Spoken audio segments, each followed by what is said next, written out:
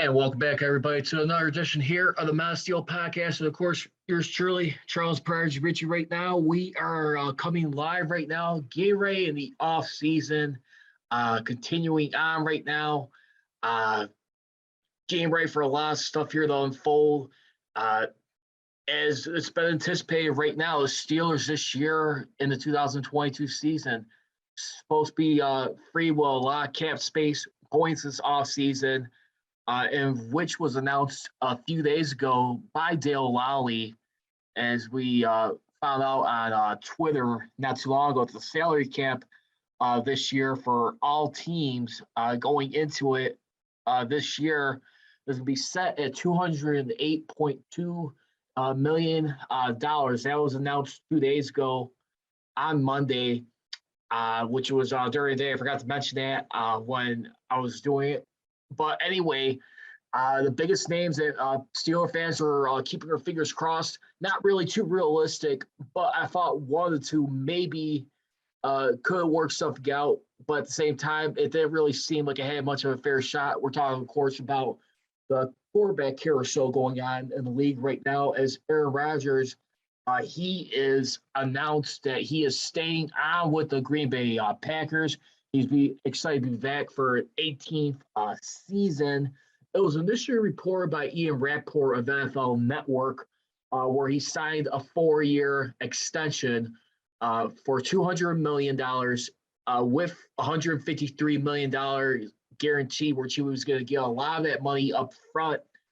He did comment later on, which Pat McAfee caught hold of, during his show on the Pat McAfee show, is, him and Aaron Rodgers have been a very close relationship as far as guests and keeping in touch on and off the field. Aaron Rodgers said that he wanted to clarify that, yes, I will be playing with the Packers next year.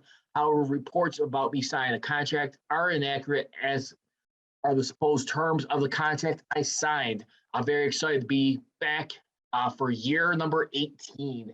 And of course, you got Russell Wilson right now going over to the Denver Broncos right now. Broncos sending Andrew Luck, tight end Noah Fant, defensive end Shelby Harris, along with a 2022 ninth and 2023 first-round picks. In addition, with 2 second-round picks for the 2022 for this year, which would be 40th overall, and then a 2023 second-round pick, along with a 2022 fifth-round selection to acquire Russell Wilson and a 4th-round pick. Now, there's another report out there, too, that the Washington Commanders now, too, as mentioned by Jim Rome on his show yesterday, the Washington Commanders were willing to send at least 3 first-round picks for Russell Wilson. Now, remember, a year ago, with Russell Wilson, more in particular, we heard this around the Super Bowl, mind you, the reports came out, and I did this on the pregame show a year ago when the Bucks were set to host the Chiefs for Super Bowl 55, right there. And if you may recall, Seahawks were receiving calls about a possible trade for Russell Wilson at that moment in time. There seemed to be a little bit of frustration, possibly with the play calling going on right there as far as with the offensive coordinator with Russell Wilson at that time. But, at the same time, too, and then him and Pete Carroll's relationship, little by little, started to sour a little bit. They still managed to make it work for one more playoff run last season where they got bounced out by the eventual Super Bowl champions the following season in the Los Angeles Rams. But let's be honest right now. The aura of the Seattle Seahawks right now has been coming to an end for quite some time right now. And you look at who's basically left right now.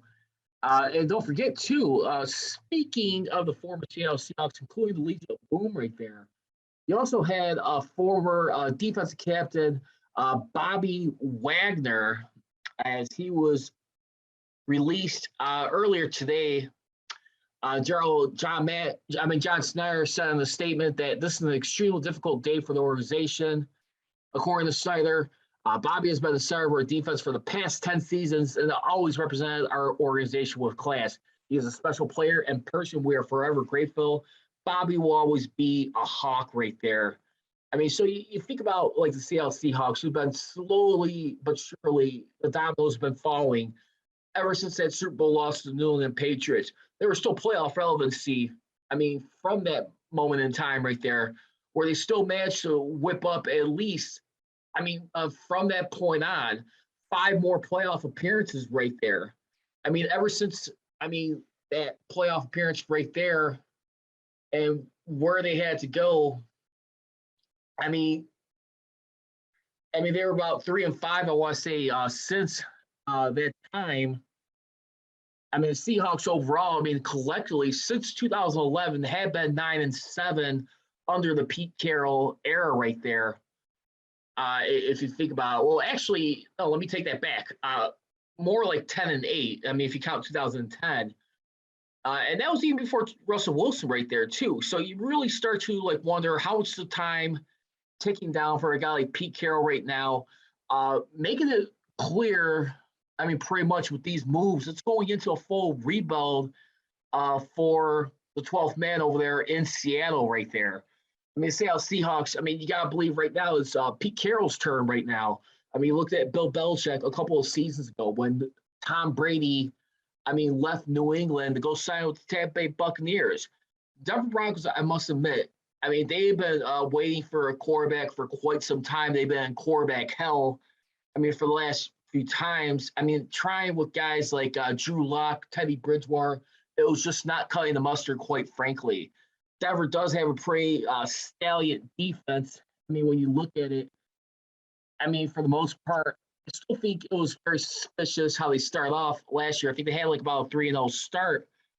But when you looked at it too, under then head coach Vic Fangio, who was the recent head coach, for the Broncos right there, they still managed to finish the season 8th overall in total defense right there. And also, too, for the most part, when you look at everything, what they were able to do, the Broncos, they were 8th in pass defense. And as far as like what else we can look at for right there, they got some pretty decent players right there too. Now, remind you too, Von Miller right there, who went and got traded to the LA Rams, who helped contribute to the Super Bowl right there. There's still a little speculation right now as he might be back, possibly with the Denver Broncos. So all this stuff right here, what does this mean for the Pittsburgh Steelers right now with these 2 quarterback moves? Honestly, I'm not sure if they're going to get someone cheap right now. I think more or less until they get to the draft, we're going to probably be looking at Mason Rudolph as a starter going into next season, the way it's shaping up. I hear the Trubisky train being highly praised by Joe Starkey of 93.7 The Fan a lot. They still feel like that's more of a cheaper option right there. Even former offense core there, Todd Haley, who occasionally calls in on the Cooking Joe show. And there was an interview right after the Steelers file home game during the regular season. Ben Roethlisberger's file a home game as a Steeler, that he felt like a guy like Mitch Trubisky, who was under the Buffalo Bills, learned other dabble. Basically, he basically believes that he learned a lot behind Josh Allen and that he was not properly used with the Chicago Bears. There's quite a few people actually believe he could be a Steeler with the Steelers. I'm not so sure about that, to be honest with you. And the only reason why I hesitate, how can you trust the play calling right there for the moment? You're going to have to arguably, like I said, you're going to have to go after and address some free agency needs right now, if you can, with some linemen going up over here, for the most part. And I'd really be interested to see what they do right now because, quite frankly, the Steelers right now kind of running out of excuses right now. If you ask me. More than likely, we heard Mark Bali say that they're going to more than likely try to do some restructures, try and push their cap space up to possibly as high as like $90 million. They currently sit at $28.8 million in cap space right now. and that is the 8th most in the league. They are right behind the AFC champion Cincinnati Bengals. Still having a hard time getting used to that one, no disrespect.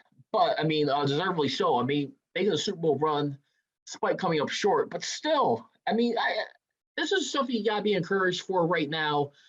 I mean, the only problem I continue to hesitate with this team right now, like I always said, I just don't want to be seeing quarterbacks. If they're going to get quarterbacks, I feel like we're going to like a junkyard once in a while when it comes to like former first round quarterbacks, guys who have been in the league for a while.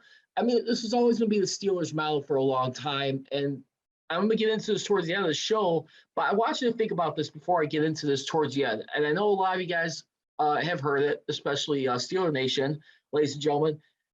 Has the Steelers as an organization been losing the touch? Has the Steeler way gone stagnant as of late? Has it lost its grip? I mean, depending how many ways you want to look at that. I mean, you could look at like there's still playoff relevancy. I get that. I mean, they still want to be in it to win it and compete. They're never gonna like do anything to tank just to satisfy game for top prospects. And of course, I mean, that's always Mike Tomlin's pride too. And I don't blame him for having that. But I mean, a lot of it too, you can also look at the other side of that too. Even when the Steelers did have miserable seasons, how did they actually get guys like where it's like an Andy Russell, a Mean Joe Green? I mean, Mel Blount, Terry Bradshaw, Franco Harris, Lynn Swann, Mike Webster. Now, granted, I mean, don't forget those names right there, too. I mean, when you look at, I mean, you could cut it off right there, like probably with Franco Harris in the 72 draft. But then, like in 74, they started to add to that once they started having their first playoff win since the Immaculate Reception, which Jack Lambert came a few seasons after. I mean, him able to win a Super Bowl in his rookie year. And you look at it from right then on, it's just the only question where it gets frustrating, I think, as fans and people looking at them from a national perspective, is that the game has changed a lot.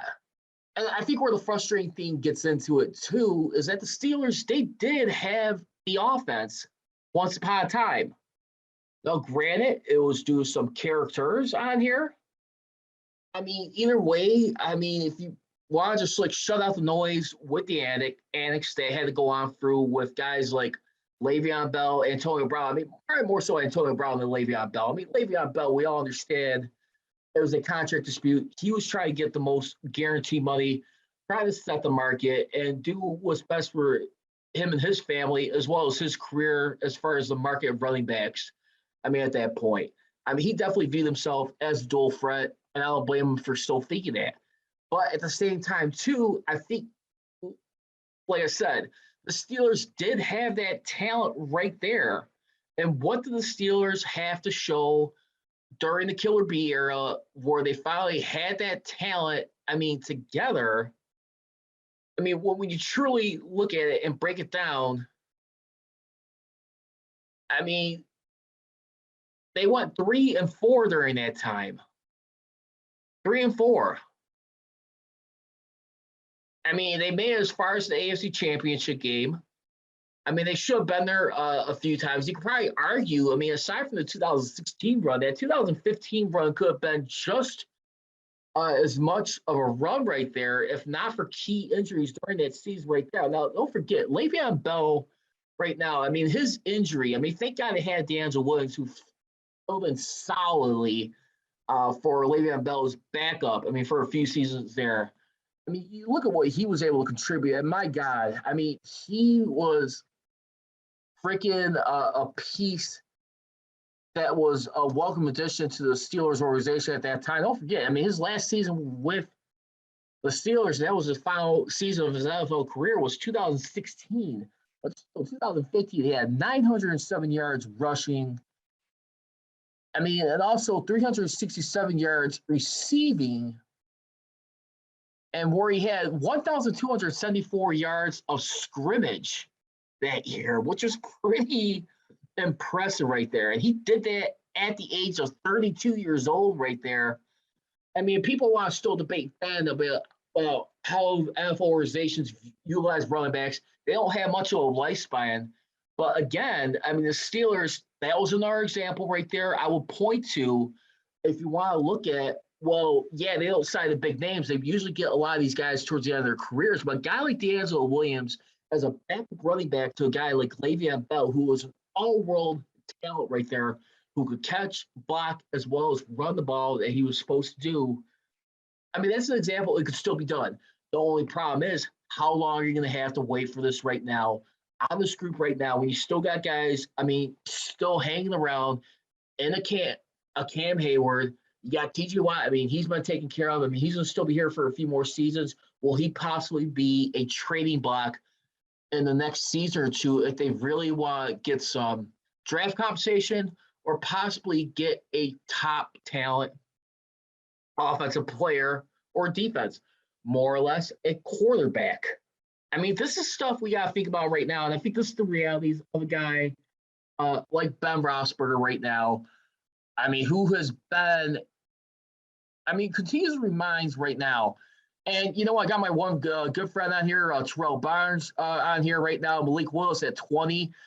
I'm definitely liking that one, too. I see right now Malik Willis, I'm going to still say offensive line, but right now, if he's able to hang around, I tell you what, Terrell, I will say this. For Malik Willis to possibly be with the Steelers, maybe Yellow and Kenny Pickett, I like the fact that the Denver Broncos got Russell Wilson right now.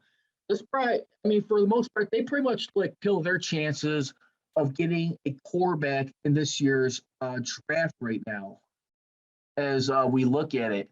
Because when you look at the draft right now and other teams who are going to be looking at quarterback needs as we get into it right now, I mean, the lines you may still have to question right now. I mean, yeah, you got Jared Goff, but I mean, you still got to figure out someone for him.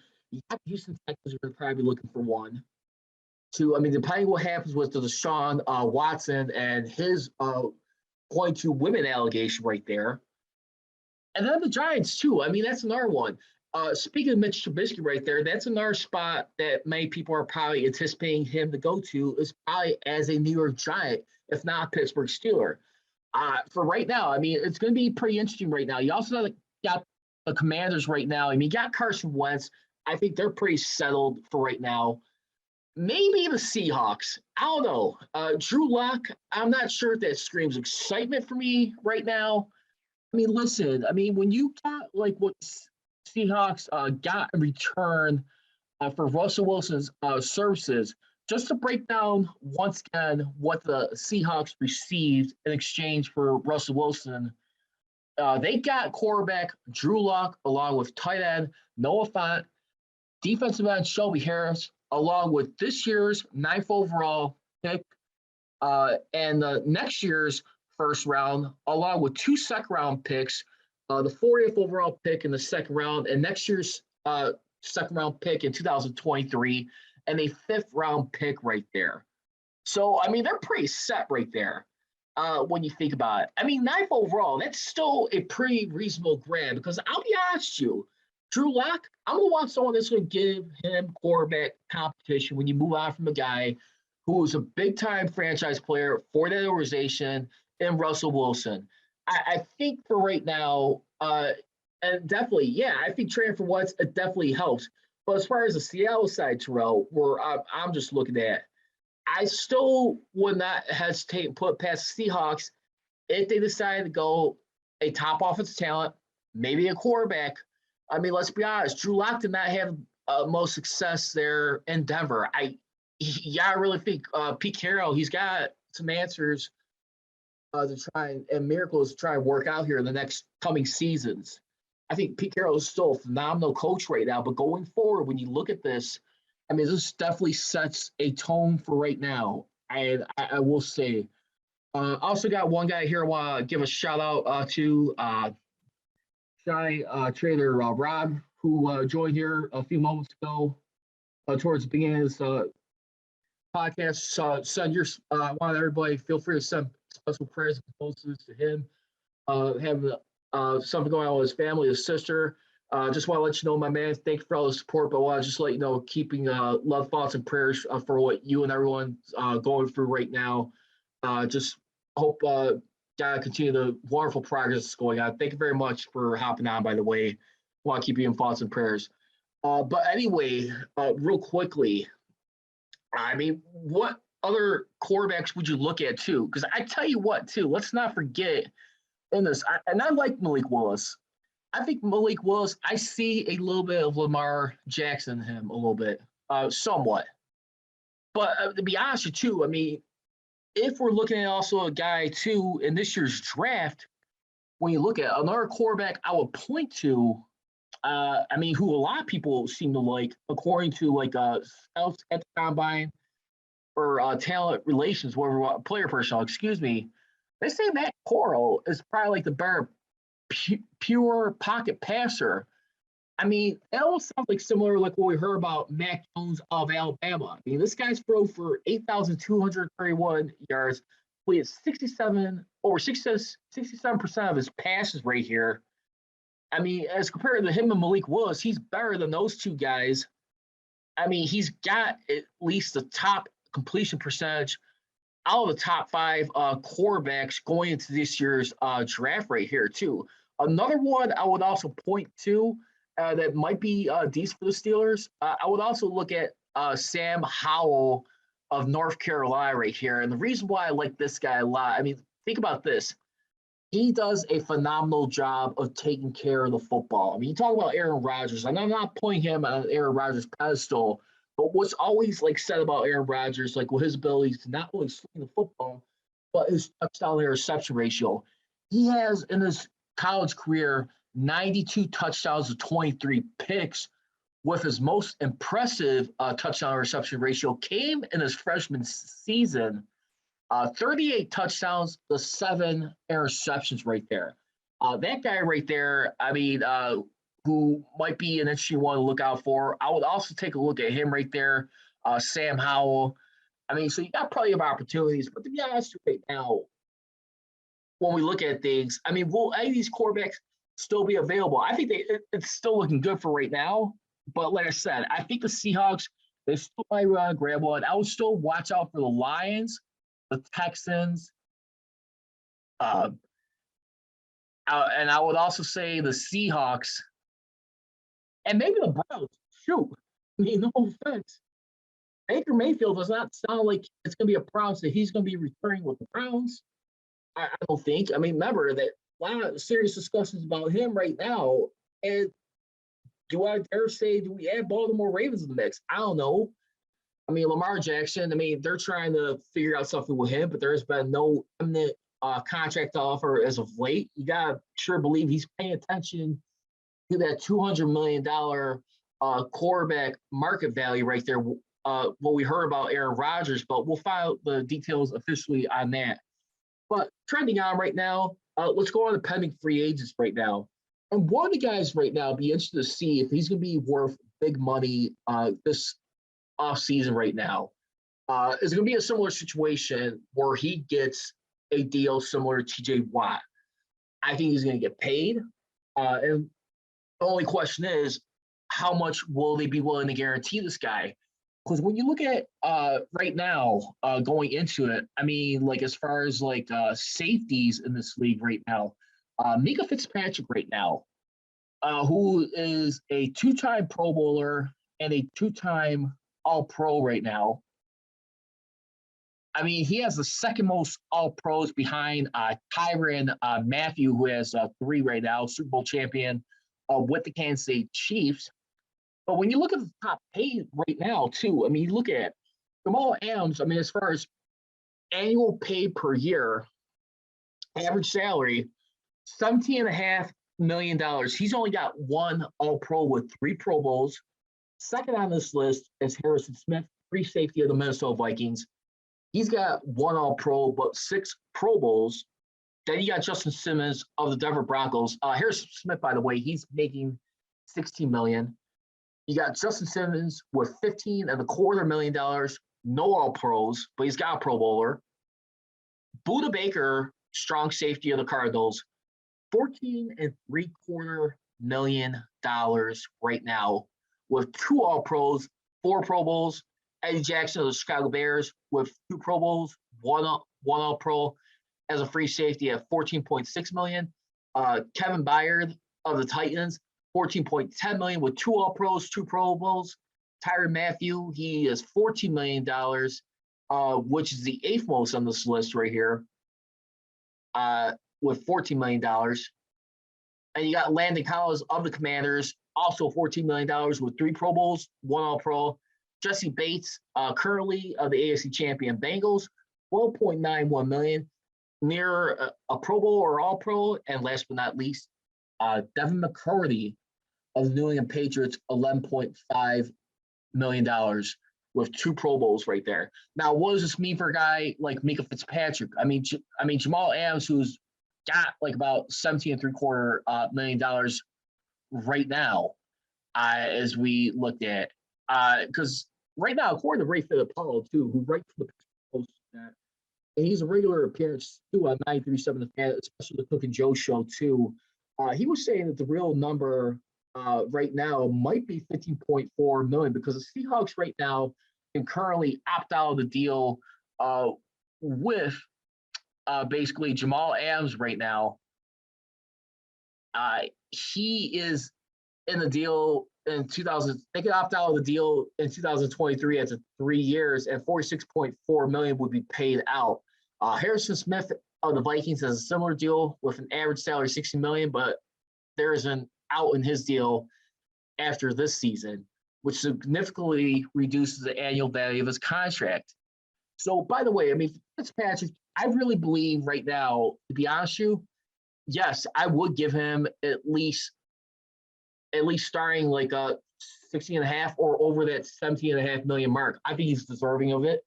The only problem is we saw a lot of him play, I think it was strong safety last season to kind of help things out. I mean, he is a natural at free safety. And to be honest with you, I mean, I think he plays his best when it's at free safety as opposed to strong safety, because when you look at it, the impact that they have on creating turnovers on defense, they struggle in that department that they had struggled in 3 years. And that is something that needs to be addressed. I would not be surprised, too. I mean, if you look at their first round pick, possibly like a corner. Because remember, this draft right now has got a lot of good cornerbacks going in this draft right now. I mean, you got Derek Stingley right now, who is a top 20 pick out of LSU right now. He had, I mean, for his career, 6 interceptions along with 2 fumble recoveries for 8 total takeaways as his time as an LSU Tiger. Don't forget, he's also a national champion for teammate Joe Burrow. I would wonder if maybe the Bengals may want to snag him up, like to add to their secondary right there. I mean, with the likes of Mike Hilton, I think Eli Apple is one of them. But anyway, I mean, think about that right now. I mean, I would be looking at right there, or even Ahmad Sauce Gardner of Cincinnati. Cincinnati had real good, I mean, team this year. And I think they were in the playoffs this year, in the college football playoffs right here. I mean, this guy has at least 3 more interceptions, I mean, than Derek Stingley right there. He is an inch taller than Sauce Gardner. And you look at the combine grade right there between the two right here. He had a better combine grade than Stingley at 6.72. And that grade right there is a year 1 starter right there. So I'll be honest with you. Like I said, I would have no problem if the Steelers decided to hold back, wait until next year. I know the quarterback right now, I think a lot of people are realizing it since Ben Roethlisberger is retired. But, I mean, a lot of people would argue, too, in the Pittsburgh media, especially guys like Bob Pompiani, Joe Cook, Bouchette, too. I mean, what other needs? I mean, is the quarterback going to really solve a lot of the issues they've been having, especially with stopping the run? I mean, and like I said, creating turnovers for a year last year was a tremendous problem right there. Tremendous. And I think TJ Watt and Cam Hayward truly proved to be the anchors on that defense that kept that defense somewhat relevant, even though they got knocked around at times, but they're still able to hold it together in those final 2 games right there against the Browns and Ravens, they still showed you what Steelers defense could be. I mean, one healthy, but still, I mean, this is what you got to look at for right now. I'll be looking at. And then also, too, since I'm out here, I know I'm talking about cornerbacks, but also look at another guy, too, Trent McDuffie out of Washington, out of the Pac-12 conference right here. I mean, he's had like 4.5 tackles for loss. He created 2 interceptions in his 3 years at Washington right here. Got a nice solid combo grade 2, Gardner right there was 6.7. Also graded as year 1 starter right here. So I'd be more potentially be inclined to pay those two. I mean, Trent McDuffie and Gardner are projected to go in the first round. So, like they always say, too, for any time you want to go after a draft, you want to not necessarily go with what you need, but who is the best talent out there. I would not mind a quarterback for their first pick. I want a quarterback as well, but like I said, I would not mind waiting just a bit longer. I really feel like they could play this thing out a little bit. But back to Minkah Fitzpatrick, I would go in for it for him. I would lock this guy up. As long as you play him as a free safety, don't move him outside his norm. I think he's deserving of the money, to be honest with you. I think you have to take care of this guy. You don't want to let this one slip away right here. I really think he could have a bounce back year. I really do. Right now. Also, too, another question that would be in mind as far as coming free agent after this season. First round pick who the Steelers traded up to grab Devin Bush in the first round 3 years ago. Remember, they traded up with the Broncos for the 10th spot by saying their 20th overall pick and a second, which was the 50th overall pick in that year's draft, along with a 2020 third-round pick. So it was a first and a second-round pick, 20 and 50th overall in the 2019 draft, along with 2020's third-round pick to draft him. He finished his rookie season with 109 tackles, 2 interceptions, a sack, and 4 fumble recoveries. Now, don't forget, the following season, doing pretty solid starting off until that Browns game, and he was already recording 26 tackles at that point with a sack before suffering a torn ACL. Ever since then, in 14 games, he'll record 70 tackles, which is a huge drop-off, 2 sacks, a forced fumble, and 1 fumble recovery. Goes off and slowly react and had issues getting off of blocks right there. He has been a guy that has been highly criticized, and slammed this offseason. I mean, just trying to see where his mindset was at. I mean, him being in proper shape. I mean, Kevin Colbert would always say too, went to bat for him and truly believe that he needs some time to get off his injuries right here. So right now, if the Steelers do decide to pick up his 5th-year option right now, as agreed to by the CBA, which was done recently in the last year or two, $10.892 million would be fully guaranteed. And that will be a huge number right there, to be honest with you. I'm going to have to say, for some reason, I'm going to say, yeah, I think they're going to pick up the 5th-year option on this guy. I really do. I mean, you don't move up that high for a guy. I mean, to not give him a little bit benefit of the doubt as an organization. I mean, the fan base may be a little frustrated, but I really do believe he could turn things around as long as he stays healthy. I think you need to give this guy another shot. But then again, maybe make him earn it. But they did with Bud Dupree. But the difference was, I think Bud Dupree, I mean, he was finally starting to heat up in those last, his 4 seasons there. I mean, he came off strong towards the end of the 2016 season. I started catching fire little by little since 2017.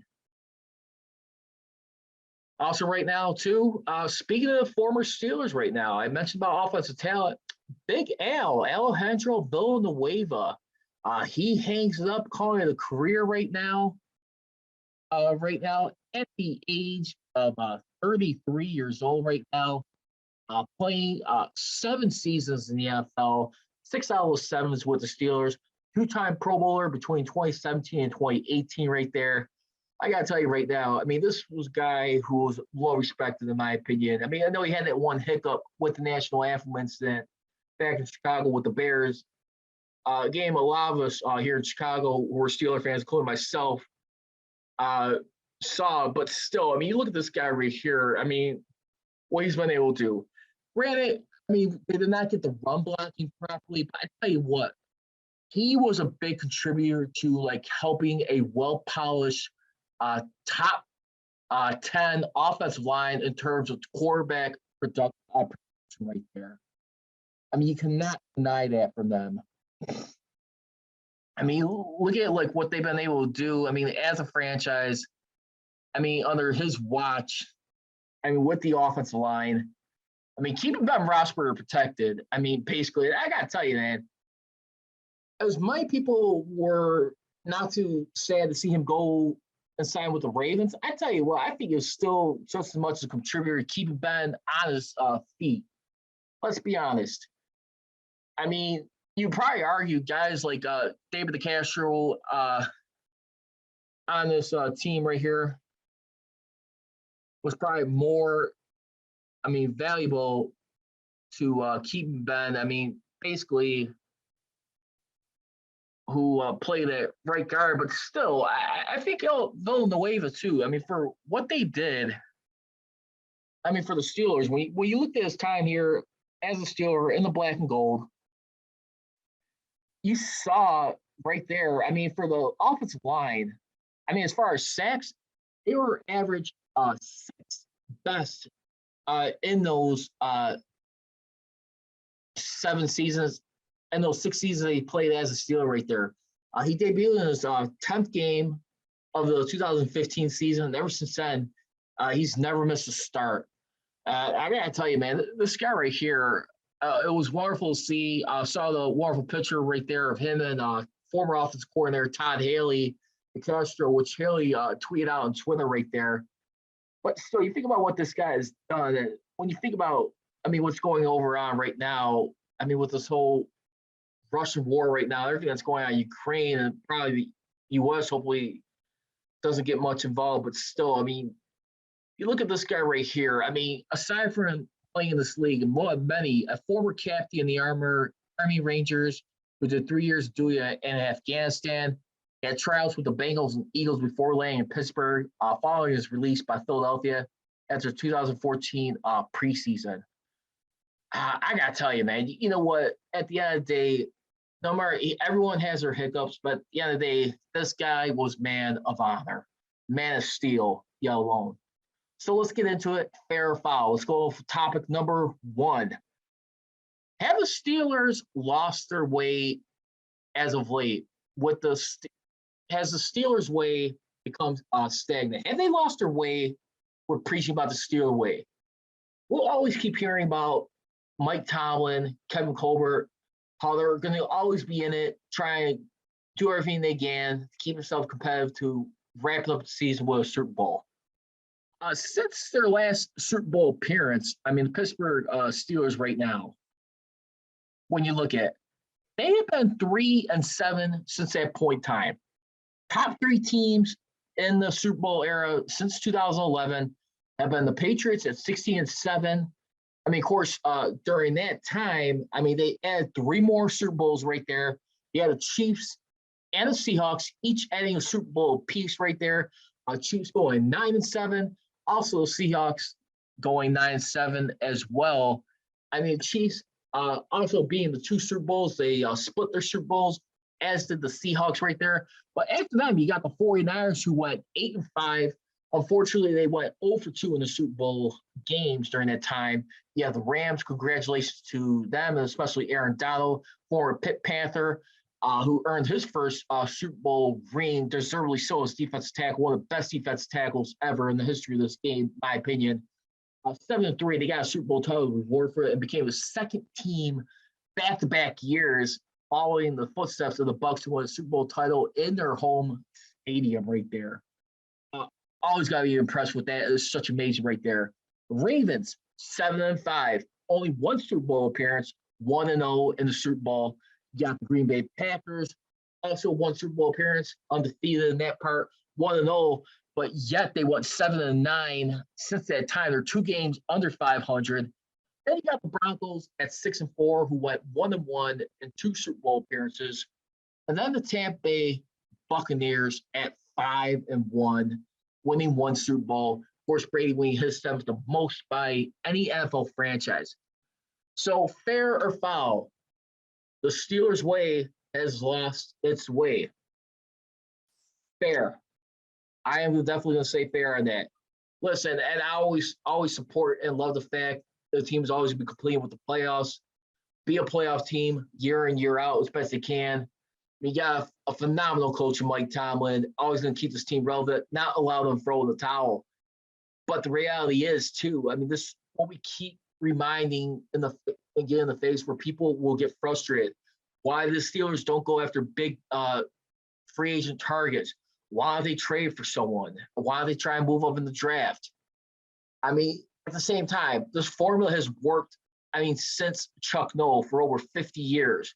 But at some point right now, when you look at the way the game is changing, and the killer thing about this too, with this offensive explosion, the Steelers had that once in the Killer Bees.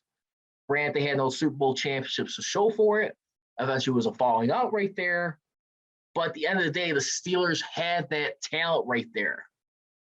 So when you really look at it too, and you continue to promote guys internally, you got Terrell Austin, being your defensive coordinator. But then again, you got Brian Flores right there. I think he's going to be an awesome pickup right there to be a senior defensive coordinator. Defensive assistant, I think, for the linebackers. But still, I like that move right there. That's going to be a nice move right there. And then still keeping Matt Canada around for another season. I still think Matt Canada is not all that bad, but he is definitely very shaky and unstable for what we saw him last year. And then again, too, Ben Roethlisberger, he knows what he was doing. He wasn't going to be told how to run things as a quarterback at that moment. But when you look at it right now, it's just they're not going to go as far. And since their last run where they went to the AFC Championship game, 0-4, and where their defense has been averaging at least minimal and at least 40 points a game, 40 points or more defensively. They had a good start to this one against the Chiefs. I thought this one looked a hell of a lot better. You had a fumble return for a touchdown by T.J. Watt that put him on the board 7-zip, but then they slowly let that one slip away. But at the same time, it's just, listen, I like seeing this team get in the playoffs, but at the same time, there's frustration where it's like you're wasting your playoff appearance at the same time, too. You're wasting that momentum that you worked so hard to get. These are stuff to think about right here as a life of a Steeler fan, so to speak. And to be honest with you right now, the aura, when's it ever going to get better? You always hear, like Ron Cook, Joe Starkey always pressing the button. And to be honest with you, I hate having to hear that a lot of times, but at the same time, he is right to a degree. How much more are you going to be continuing to be stuck in your ways right now with not taking a risk? I wouldn't mind taking a risk on a guy like Russell Wilson. I'm not sure about Aaron Rodgers. But, at the same time, listen, I was not going to say no to a guy like Aaron Rodgers if he were somehow wind up a Steeler. It never made any sense for them to try and bring him on board on this team. But for right now, too, what are you going to really do? What about guys like Russell Okung out there? Who's possibly still out there? Some big free agents. You got, like I said, over right now, $28 million in cap space. You're going to be the 20th overall pick in this year's draft. We're going to have to restructure quite a few contracts to push that cap space higher right now. Carson Wentz, he is out the window right now. Russell Wilson, he is with the Denver Broncos right there. Why not see if they could refer Bobby Wagner right there? How's that going to go? Like, hey, Bobby, this is Russ right here. I'll come down to Denver and crack it over some good Coors Lights right here. Come on, my man. Let's reform that little thing that we had in Seattle bring over to Denver right here, the Mile High City. I mean, let's think about that for a second.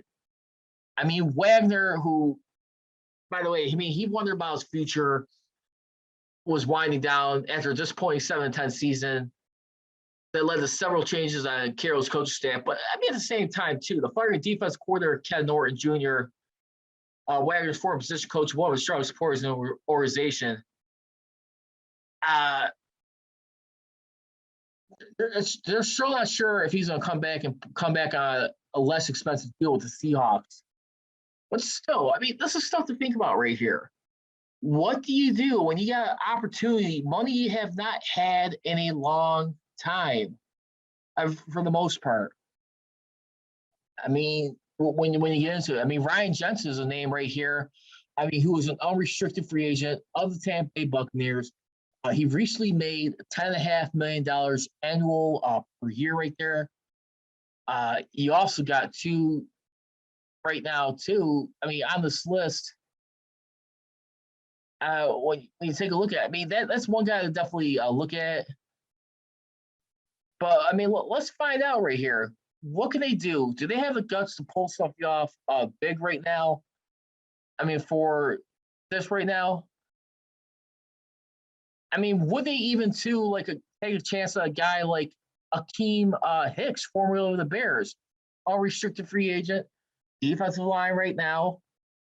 I mean, you look at a guy like Akeem Hicks right there, who played, I think, pretty well for the Bears. Now, remember, I mean, for his part right there, I mean, he plays defensive tackle right there, and Cam Hayward's playing a lot of defensive tackle like last 2 years, I believe it was. But still, I mean, Tyson Alualu, I'm a little concerned with. I mean, is he going to continue to stay healthy right now? Plus, you got a guy like Stephon Tua right now. We have no idea if he's going to come back or not. I mean, I would not mind looking at a guy like Akeem Hicks. I mean, he's also played defensive end, but I mean, still too. I mean, he's a guy who I think makes some nice quarterback hits, gets some nice tackles right here too. I'd be looking at him. He's only like he's gonna be turning 33 years old this November 16th. I would not mind paying attention to a guy like him right now. I mean, will they make a deal like that? I mean, also too. I mean, Joe Hayden. I would like to see him come back. I hope they could find a way to bring him back on this team. But right now, too, I mean, you got some decisions to be made right now as far as what's been going on with this team. So, yeah, unfortunately, Steelers' way, it has slipped away, to be honest with you. If they want to pride themselves as being in it to win it, and they're going to have to find a way to end the 6-year playoff drought if they get back to the playoffs this year, which is going to probably be unlikely. But I still think this team is good enough to be a playoff team. Can they end a 6-year playoff drought and build off the momentum in the next year or two and make a Super Bowl push? Only time will tell. Last point right here, Steelers will strike out at quarterback this offseason. I mean, the way the odds are looking right now, I'm probably have to say foul right now. I'm probably going like 40% fair, but foul for right now. I still don't want to roll anything out in that regard. I just do not want to see Mitch Trubisky. Please do not bring Trubisky over here. I do not want to see that. I mean, I would rather take a chance on a guy. If you're going to go with someone mobile, you know, he's been dinged up a little bit. I would rather look at a guy like Teddy Bridgewater. Jameis Winston, you got to be a little concerned with. He also had a knee injury right now. Tyrod Taylor, not really. I don't think I want to take a guy who's in his mid-30s, maybe turning 34 this season. No, thank you on that. Mariota's an intriguing one.